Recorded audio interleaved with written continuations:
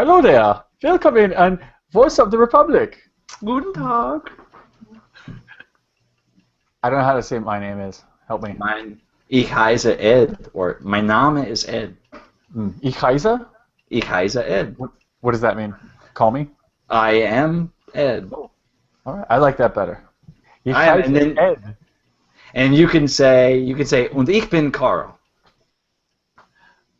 Je m'appelle Carl. Oh, really? Francais on us. Well, I mean, they practically were Germany there for a few years. Yeah, you're right.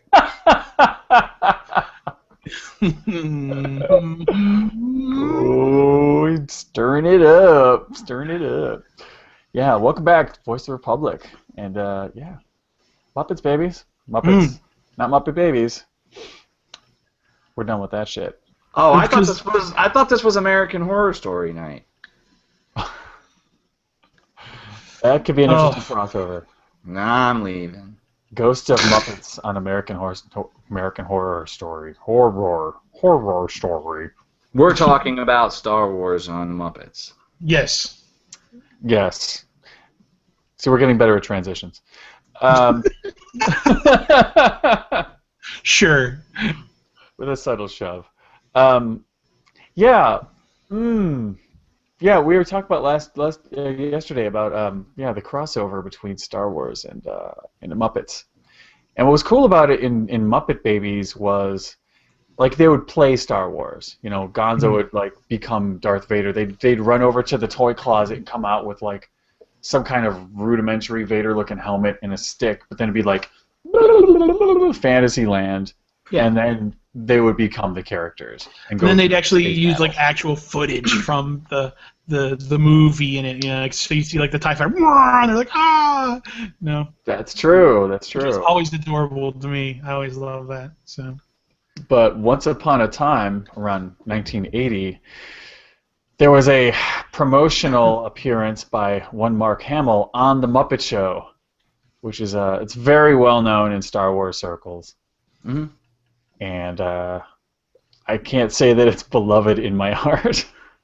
Well, I mean, you do have to cut it a little bit of slack. I will tell you, it's just a car crash. We've all done.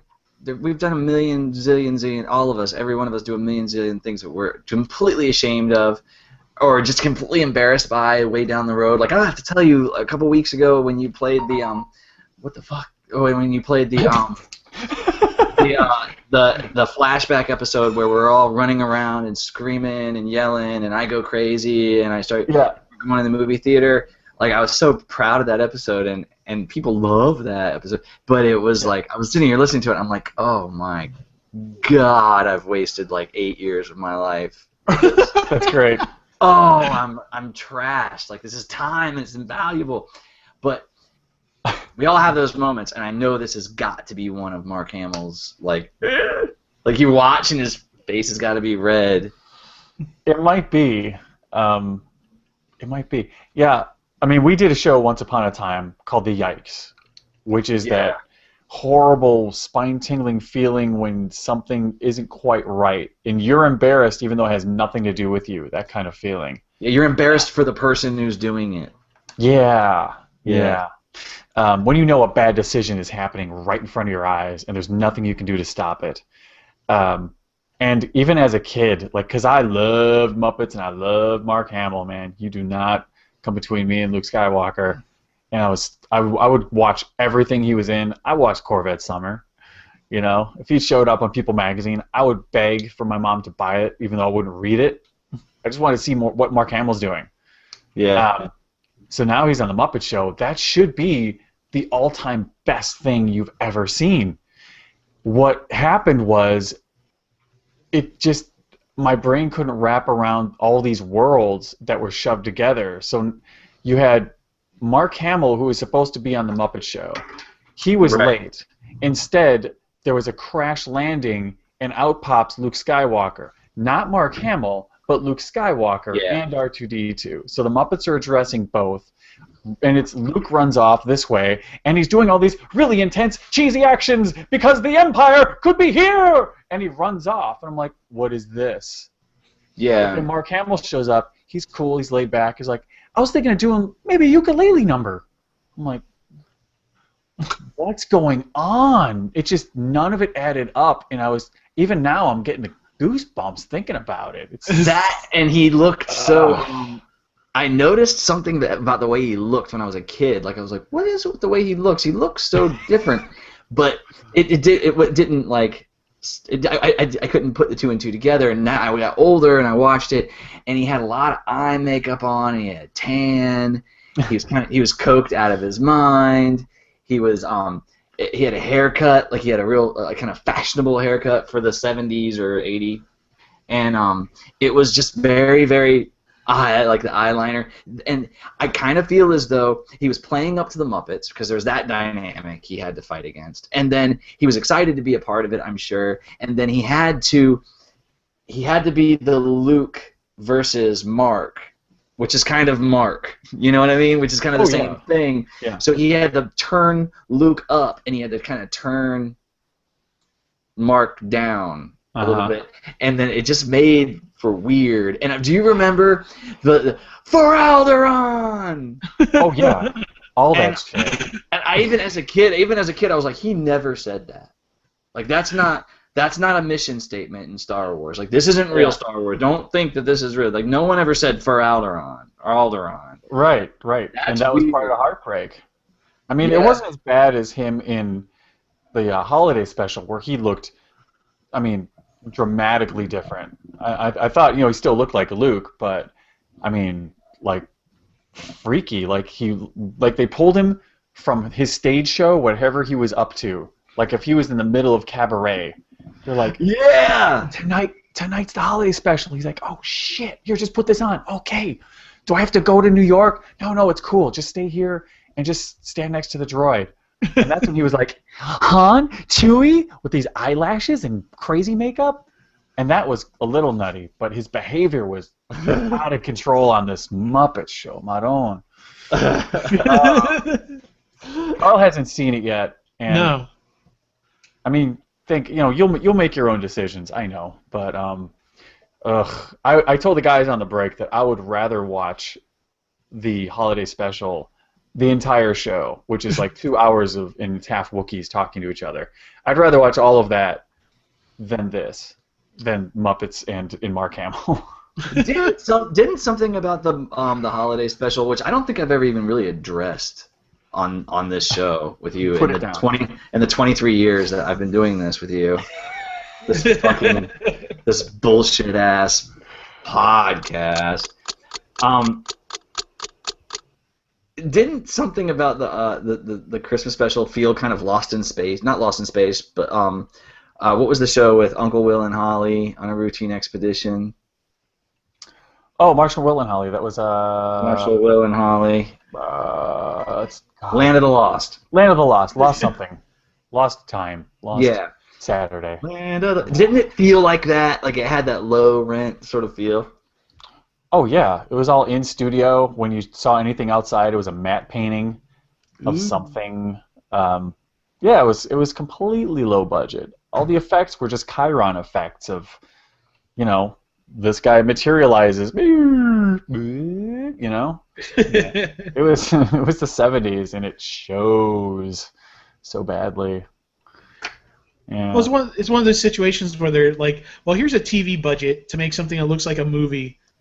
Knock yourself out. Oh, we want B. Arthur.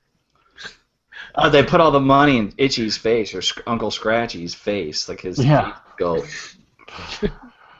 Yeah, I don't know if it was that or the quote-unquote star power that they put into the holiday special. Let's see, we got Art Carney and B. Arthur, and hey, Carol Burnett show was, probably just as popular, if not more so, than the Muppet Show. So we'll get Harvey Korman to deliver some laughs. Oh, I hope heads rolled. That's all I gotta say after that thing. You know what though? I kind of wish that George Lucas would have just embraced that by the end though, because now it's a little too late for him. But I wish those last couple of years when he's like, I'm thinking about selling Star Wars, that he would just you know what? Blu-ray special edition. I redid all the special effects on the Christmas special. Here you go, guys. Like I wish that would have been like the last thing he did for Star Wars rather than the 3D conversions that he was doing. I wish that's what he would have spent his last 2 years doing. And make that thing epic, better than any of the other films. Like, make that the centerpiece. That would be hysterical. It would be a slap in the teeth. Then you just like that'd be the equivalent of him just dropping the mic, like, clunk, I'm out. Yeah. You know what? As much as I hate to say this, because I love the people, I love our Star Wars friends who love Star Wars. I love Star Wars, and everybody knows that. However, like, having been to like a few celebrations and having submerged myself into this goo, one of the things you walk away with, at least I did, is a disdain for Star Wars fans, and I would just love to see how it sticks in their crawl. Like, that's where I want my vengeance exact. Like, that's where I want it to go.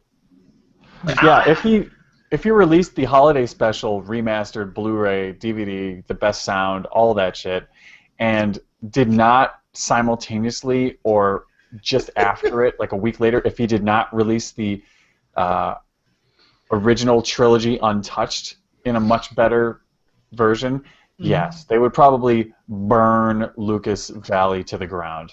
Oh, I'd be right there in the front though, but I'd be laughing at least.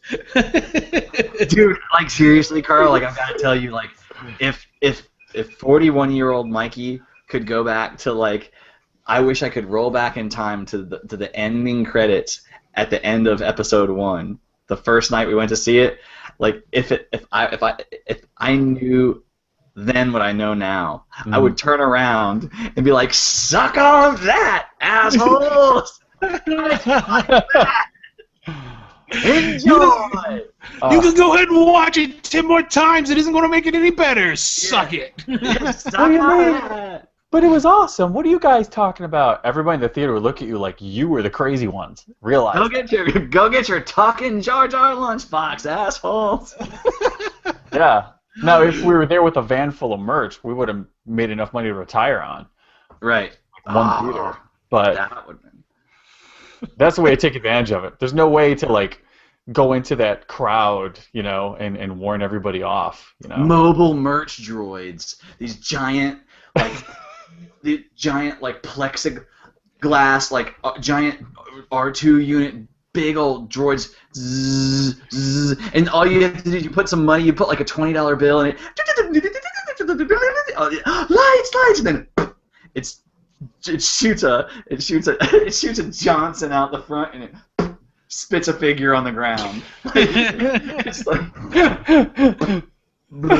it just drops. I'd go back like 12 times. I gotta get all 6. I gotta get all 6 of them. That's great. And eventually you're going to get to the Jabba Glob.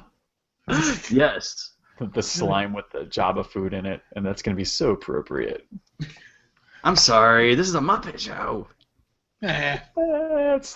It's related. Come on, Muppets and Star Wars go hand in hand. Can't tell me otherwise. Here you go, Muppets. When Muppets... Okay, so there's Luke Skywalker going into the Muppet Show, right? You got Luke in the Muppet Show, not cool. Then you've got the beginning of Return of the Jedi with that that thing that shoots its tongue out and catches the rat and that right there.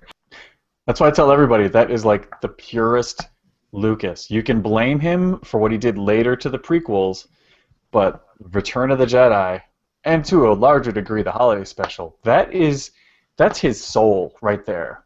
That's him doing whatever he wants without anybody stopping him. That is pure, uncut GL, baby. Yep. Maybe that's why he like denies it, and he's so like protective of it. He's like, because it's such an open sore for him. He's like, no, I'm not putting it out there so people can make fun of it again. You know, it's like deep down he really, really, really just loves it, and he just doesn't want. It's like his child. He's protecting it from the world now. Maybe. He just locks it up in the basement. The self-portrait. You don't want people to see that. Yeah. Well, I was a big Maude fan, and I love the Kerr Burnett show. And Cartoons and Wookiees. I always wanted a Wookiee. It all has to go together. Yeah. We'll put them all together with musical numbers. It'd be great. Yeah, I love Transformers and William Faulkner. Yeah.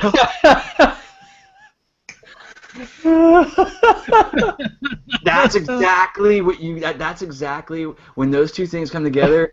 It's Deep Space Tragedy. Yeah. Yeah.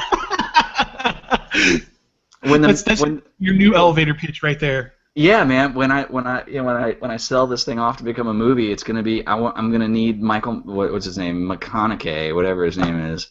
Matthew McConaughey to be cloned 3 times because I need like Southern accent guys playing my robots.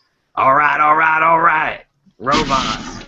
It's gonna be real sad and depressing and racist. Racist robots. Racist, sad Southern robot, redneck rock and roll band, teenage pop, yellow shit. In black and white. You've heard it here first, folks. This is a Deep Space Tragedy exclusive, Mike's second project. Yeah. It's about robot rednecks.